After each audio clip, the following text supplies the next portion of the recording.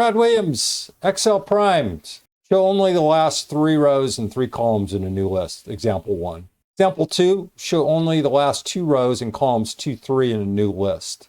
Using the take function, this first example is a duplicate, a mirror of the previous tutorial. I'm not going to discuss this. The second, I'm going to incorporate the columns or argument within the take function. What does it mean? You look at this format, we have a take B21 to D32.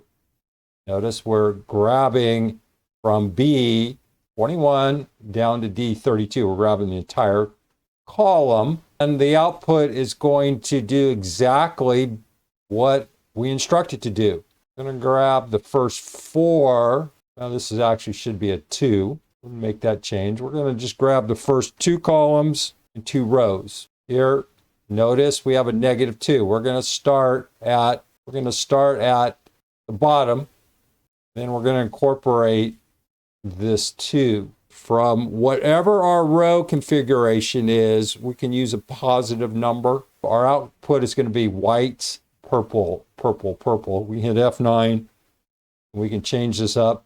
You can see the configuration. If we change this to -2, we're going to get maroon, orange, aqua, gold.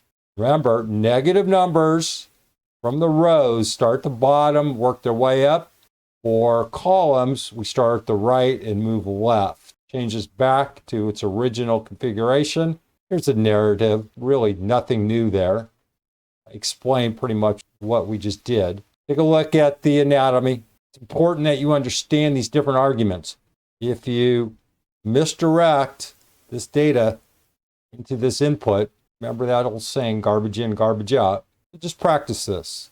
Brad Williams, Excel Prime. Thanks for watching.